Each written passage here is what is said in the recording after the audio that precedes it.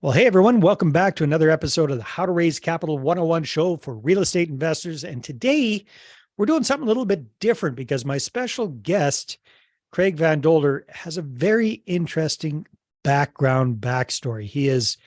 I'll steal a little bit of his thunder, but bottom line is he started out as a real estate investor, like most of us, buying single family homes. And he got 5, 6, 7 properties under his belt. And a consistent source of frustration for Craig was going into a bank, applying for a mortgage, getting turned down, taking the exact same paperwork across the street to a different bank, applying, getting accepted, and not really understanding what the heck was going on. So it perplexed him so much. He eventually found himself a mortgage broker, and then he also became a mortgage broker in addition to a real estate entrepreneur. So that's what I love about his path. He's not a mortgage broker telling us what to do just from that perspective. He's a real estate investor who's become a mortgage broker and really specializes with what I call the mom and pop real estate investors who are buying single family homes as rental properties. There are millions of real estate investors out there, and most are stuck with just a couple of properties.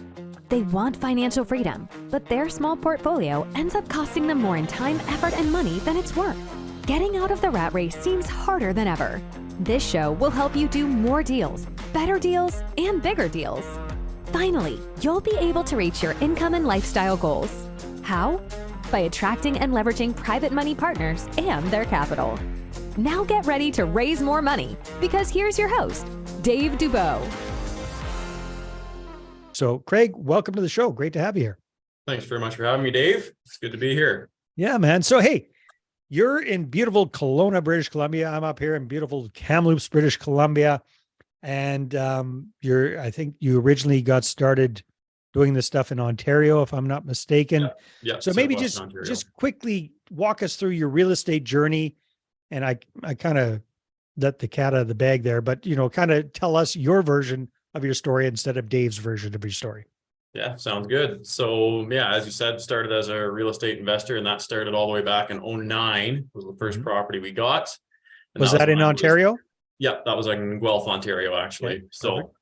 That was a townhouse that I ended up purchasing while I was at school.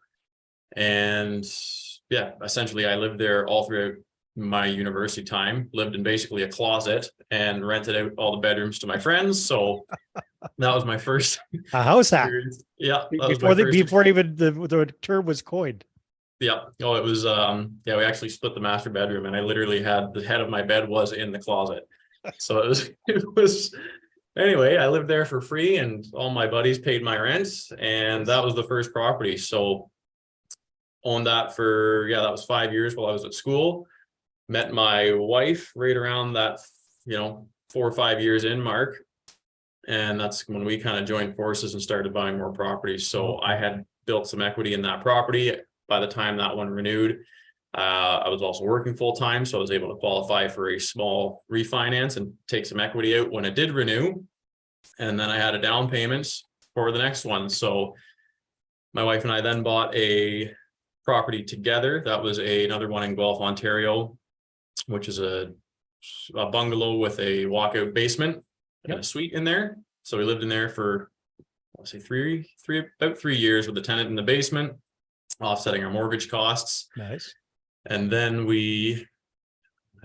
so then my wife wanted to go fully self-employed. And I said, well, before you do that, because I had known at this point in time that if you're self-employed and you're trying to get a mortgage, it's a uphill battle. So I said, before you do that, we're going to leverage your nice government salaried income, and we're going to buy 2 more properties.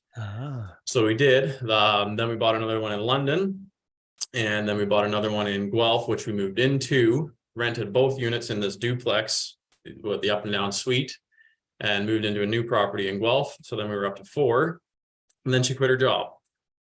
So then it was then you hit the wall. Exactly. And then you basically can't get financed for anything until you've got 2 years under your belt. So another couple years goes by, then we bought another property in Owen Sound.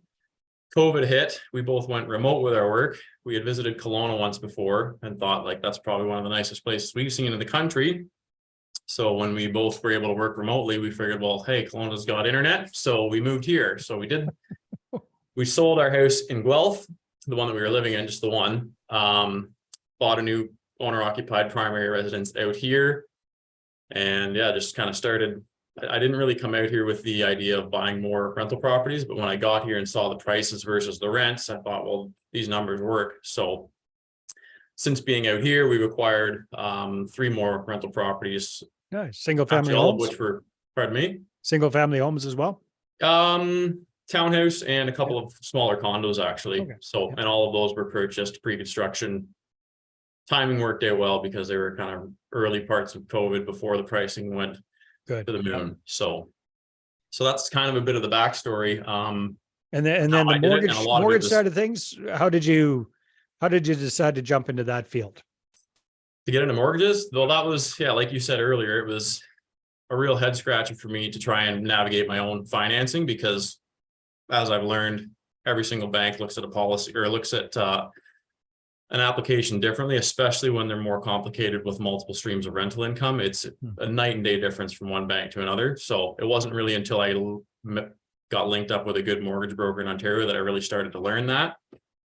And then I had people within my circle that knew that I was actively investing in real estate and buying multiple properties. So there's a lot of, hey, Craig, how do you do this? Who do you talk to? I said, we'll go talk to Ben. He's my broker. Yeah. Then I got to the point where, like, why am I referring all these people to Ben? What I've now pretty much learned everything Ben knows. Exactly. Yeah. So then I got licensed in Ontario. I'm now also licensed out here in BC. So hold both licenses. But yeah, just because it was something that I did a lot of coaching with people, and I figured, well, I can do this myself. And fun fact actually about being a mortgage broker is I can write all my own mortgages and get paid to do so. So it's it's like a realtor, you could double dip.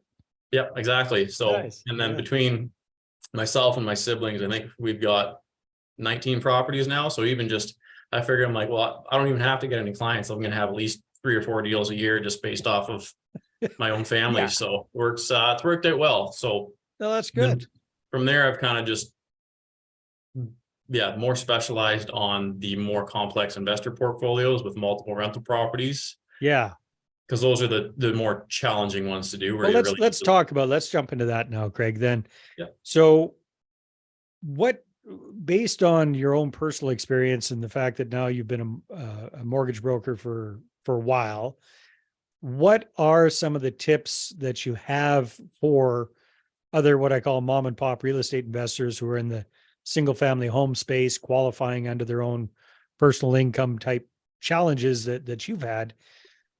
So first big hint I clued into there, which I don't want this to seem too self-serving for you, but it's true. It's finding a really good mortgage broker who can help you out. But what I found over the years, Craig, is there's a big difference between a traditional mortgage broker who's just really focused on helping Joe homeowner buy their next house versus a mortgage broker who can work with real estate investors buying multiple properties. So maybe kind of talk to us a little bit about that first, and then let's take a look at what can we do to best set ourselves up for success working with a mortgage broker, whether that's you or somebody else, to have the highest chance of success with getting approved.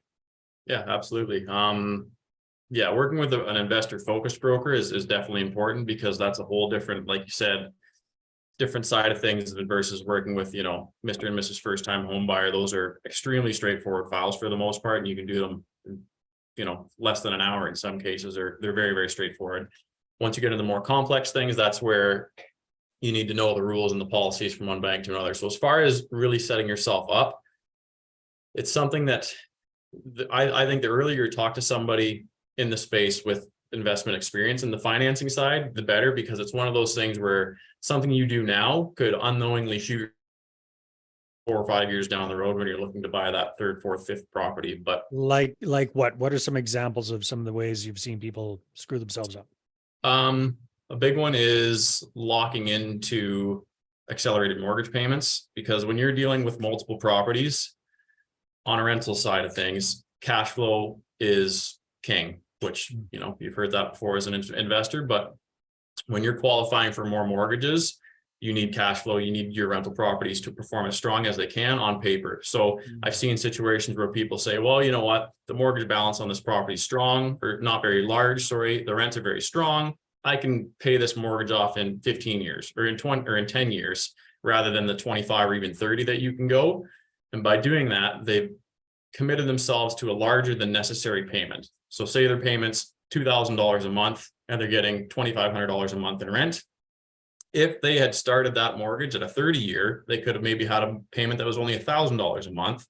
And now they have $1,500 in cash flow versus $5,000. So the reason for that is any existing rental properties that you have, when you're going to a friendly or a bank that's friendly towards rentals, they're going to put that property on a worksheet. And that worksheet is going to say what's your gross rents, what are your expenses, tally it all up. And at the bottom, it's going to spit out either a surplus or a shortfall. You want a surplus if you can, because they'll take that surplus and they'll add it to your day job income, which is going to help you qualify for more money. If that property runs a deficit or a shortfall, they're going to take that deficit, and that's a debt that you now have to debt service in your new application, which is going to remove borrowing power. Yeah, that makes sense. Yeah. Just out of personal curiosity, so if the guy or the gal that does want to accelerate their mortgage pay down for that property that doesn't have a very big balance, how can they accomplish the same goal without shooting themselves in the foot? Yeah, no, that's an excellent question. So like I said, if you sign up for, say, a 15-year AM, you are obligated to make those payments, and you kind of have to. Yeah. You're locked in. Whereas if you start with a 30-year, you're going to lock in the lowest possible payment that you're obligated to make. And then you also have the flexibility of prepayment privileges, because every lender offers that. You can increase your payment by 20%. Sometimes you can even double your payments, and you can make lump sum payments every single year. So you can massively accelerate your pay down if you want to. But if you don't want to and you want maximum cash flow, you've locked yourself into the lowest required payment. So then what you show on the spreadsheet is that lowest possible payment, which increases your cash flow. Exactly. What you do with the cash flow, you're going to put that down as lump sum payments or extra payments or whatever. You don't need to show the bank that, right? Because that's not part of your obligation. Exactly. Yeah. So that's one of the biggest things is minimizing other debt obligations on an application when you're dealing with multiple mortgages, multiple properties. That's huge. So cool. Another one is how banks will look at outstanding debts. So if you have unsecured debt, a bank will have to debt service that payment obligation. Generally, it's at a 3% of balance. So I just did one the other day where some clients had money held on credit cards, which isn't an ideal situation. But say it's $10,000. 3% of that is $300. I have to now debt service $300 every month, and that could eliminate $50,000 worth of mortgage approval. Now, these clients also had a home equity line of credit on another rental property that was at prime plus 50 points. And I said to them, I'm like, well, if you transfer this over, this $10,000, move it onto your HELOC, not only are you going to save interest, but now I can actually service that debt payment at the benchmark rate of 5.25, amortized over 25 years. So for that example, my payment obligation that I now have to debt service goes from $300 a month to $60. Wow. So stuff like that. Any outstanding debts. So same idea. I remember back in the day when I was in the rent-to-own business and helping our tenant buyers get qualified for purchasing the house from us at the end of a couple of years. Yeah, there were so many things people could do to screw themselves up. Buying a brand new pick-em-up truck was top on the list there. I tell you what. I've seen that before too. Yeah. So same idea though, right? Like if you have a vehicle, obligation, it might make more sense, especially talking with a professional, to bundle that up with a HELOC versus the traditional thing in order to lower that. Yep. Yeah. Because you may have, I just had a client that had a truck lease. It was $952 a month, which is a lot. That eliminates probably $150,000 of mortgage approval. And he had a large empty HELOC sitting on his home, and the lease buy it was only like $15,000 on a pretty high end pickup truck. I said, look, if you buy this lease out, spend the 15 grand, throw it on your line of credit, then the payment obligation dropped from over $900 a month to $90 a month. So that frees up a massive amount of space Yeah, when you're, that takes off 90% of your monthly obligation in one fell yeah, swoop. exactly. So stuff like that. And there's even companies out there that'll actually, if it's a newer vehicle, they can refinance your loan, stretch amortization, and drop your payment obligation down. That would be a good option for somebody that may not have The HELOC. a HELOC in place, but they may be a first-time home buyer and had to buy the Mercedes last year, and now they're looking to buy a house and they've got $1,000 a month car payment. A lot of times you can knock that down with some of these companies that provide those services. So that can make or break a deal as well. But Very cool. Yeah. um, Anything else that just got because I'm sure you've seen it all now. So yeah, anything else that just pops out at you that we screw ourselves another up? real big one that this impacted me personally was how different institutions recognize and treat outstanding or any existing credit lines you have in the form of HELOCs, because a lot of investors will use a home equity line of credit, set them up, and it's easily accessible capital. Right. But in some cases, depending on which bank you go to, it can completely blow your chances of getting a new mortgage, because there is some banks out there that if you had, say you've got your primary residence and you've got a $500,000 line of credit on there that's sitting empty and there's not a dime on it. If you take that to some banks, they're going to look at that and say, well, Dave, you've got access to $500,000 here. Yeah. We have to debt service that in our new application as if you had it maxed out at $500,000. So Yeah, because you could develop that crack cocaine habit overnight and or feel the urge to buy yourself a Lamborghini or whatever the case is. They have to, some banks will take that, even though there's $0 on it, and they will debt service it as if it were maxed. So that will eliminate $500,000 worth of new mortgage almost. Now you take that to another bank, and this is where it happened to me, where I got declined one place and walked across the street and got approved elsewhere. It was a HELOC. I had one, I wasn't using it. Walk into the next bank, they say, oh, great, Dave, you've got $500,000 line of credit. I can see you have $0 on it. So we're going to debt service $0. Here's a new $500,000. So difference, huh? Yeah. and we're talking like, that's not, These are A lenders too. these are big A-space banks. lenders. Yeah, your big Canadian banks. Some do the limit and some do the balance. And for an investor portfolio, that is a game changer. Night and day. Definitely. Definitely. Yeah. Well, this is fascinating, Craig. So the other thing I wanted to ask your opinion about, and again, this is just an opinion, and I'll do the cover your butt thing here. So Craig's a real estate investor and a mortgage guy. He's not an accountant. He's not a lawyer. So this is just an opinion.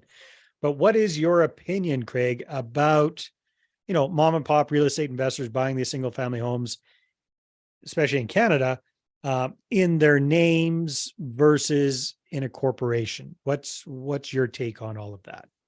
At what point? Question. At what point, if any, does it make more sense to start doing it in a corporation?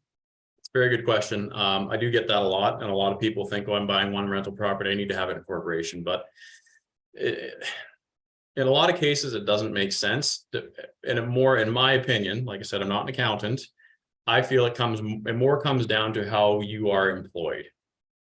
So if you're somebody that earns a salary and you're an employee somewhere, the benefits of incorporating really aren't there, in my opinion, unless you have maybe an absolutely massive portfolio. But so at what point, like what would it constitute massive under that circumstance for you?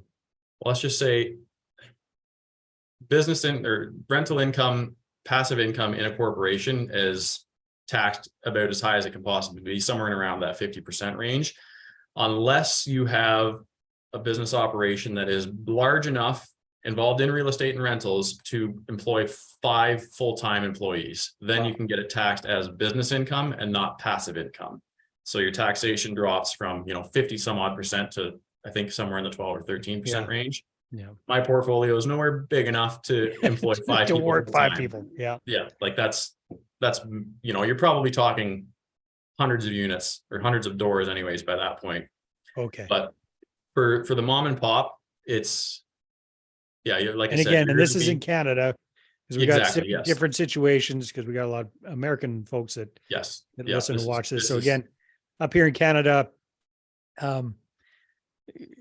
there's not as much of a litigation challenge. Plus, there's not as much of cover your butt by being incorporated benefit as there is in the States. So exactly. Yeah. So going back to what I was saying, how you earn your income, if you're like I said, rental income in a corporation is taxed as passive income, close to 50%. Rental income claimed personally is taxed at your nominal rate. So unless you're already in the highest tax bracket, any additional rental income you're going to claim is likely going to get taxed at less than 50%. Like I said, unless you're in that, 200K a year in earnings tax bracket. That's when the tax kicks in. Now, another thing you need to be aware of, I've had people even ask me if they should move their primary residence into a corporation. Now that is a terrible idea because you forego the primary residence exemption. You cannot then sell that property and walk away with tax-free appreciation. It would get taxed as a capital gain if it's held in the corp. And then I've had other people want to move existing rentals they own personally into a corporation, but that triggers land transfer tax, again, depending on the province, and it can trigger a capital gain to be paid.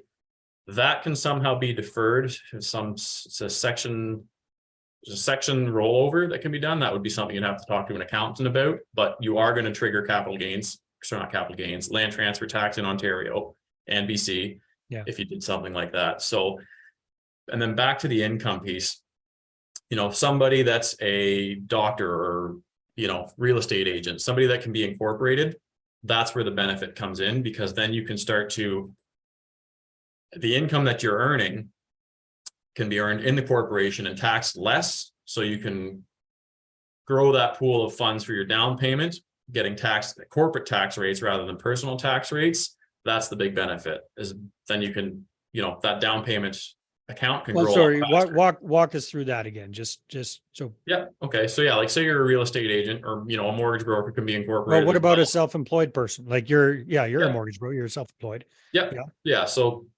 self-employed, incorporated, your small business income tax rates, I believe, are in and around, depending on the province, 12 to 13%, up to, I think it's about $500,000 a year in Ontario, versus if you earned $500,000 a year personally, it's a lot more than 12 or 13%. It's in the low 50s, right? Yeah.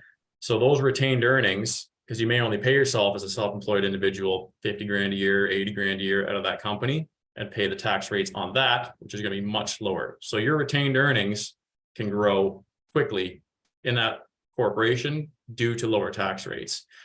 You can then use those retained earnings to invest in real estate and use that, say $200,000 that's sitting in there for your down payment and buy yourself an investment property. Which would have to be kept within the corporation would be buying the investment property. Yeah, at that point in time, then it makes a lot more sense. And there is banks out there that will allow you to register residential property in a corporation. And there's also banks out there that, this is a cool one. A lot of people that are self-employed run into the issue where, well, I don't qualify because I only pay myself 50 grand a year. Right. So you can only qualify for 200 grand worth of mortgage, and that doesn't get you very far. But there is banks out there that have specialized programs for those folks, because they realize that it doesn't make sense to personally pay myself and get smoked at personal income tax rates when I don't need that money out of the corporation. So there's programs out there that will look at that person's business, and they'll look at the business financial statements, and they will allow them to leverage retained earnings and net income after taxes, add that to their personally claimed income to substantially increase the qualifying income that we can use in a mortgage application without having to pay the taxes. So it's a win-win, because you don't pay the personal income tax on it, and now you can qualify for far more mortgage by leveraging those net income after taxes or those retained earnings, depending on what bank you're going to. But that's a big one, because it never makes sense for someone who's self-employed to say, oh, I need to pay myself 200 grand a year so I can qualify for mortgage, because the taxation just never makes sense. It depends on how you take it out, right? But I mean, yeah, exactly. The salary or dividends. Even still, it's, it's much more efficient if you can leverage some of those programs. Like there's a big red bank that has a great one called Business for Self Plus, and they'll do exactly that. They'll look at your they'll look at your net income after taxes, and they'll add a large portion of that to your personally claimed income. So cool. And they'll allow rental properties and holding companies. Well, Craig, this is great. I really appreciate your insights. It's it's a treat to talk to a real estate investor who's become a mortgage broker, because you get it from the perspective that we're looking at here. So that's fantastic. If people want to find out more and connect with you, what should they do? Yeah, you can find me at my website is Craig or vandoldermortgages.com. My email is just craig@vandoldermortgages.com, or call me on my cell, which is 519-372-8524. And like I said earlier, I am licensed in both Ontario and BC, but I'm actually able to write mortgage business across the country because the brokerage that I'm with, which is Mortgage Architects, part of Dominion Lending Centers, they operate Canada-wide. And we're able to write business in every single province without even being licensed there, which is a pretty nice thing. Because when I'm dealing with investor clients, I've got clients buying in Alberta that I'm able to assist them with. That's awesome. Fantastic. Yeah. Well, Craig, thank you so much. I really appreciate it. It's been Yeah. great chatting with you and getting to know you a little bit. Thanks very much, Dave. I appreciate you having me on. My pleasure. All right, everybody, take care, and we'll talk to you on the next episode. This episode is brought to you by moneypartnerformula.com. Our Money Partner Formula service allows you to raise all the private capital you need to do all the deals you want while we handle the hard stuff. We offer reliable and affordable done-for-you marketing services that get you investor meetings booked without all the work. So go ahead and check out the website right now, and then feel free to schedule a call with me, and let's take your portfolio to the next level. Again, that's moneypartnerformula.com. Watch investor meetings pop up in your calendar. We handle the rest.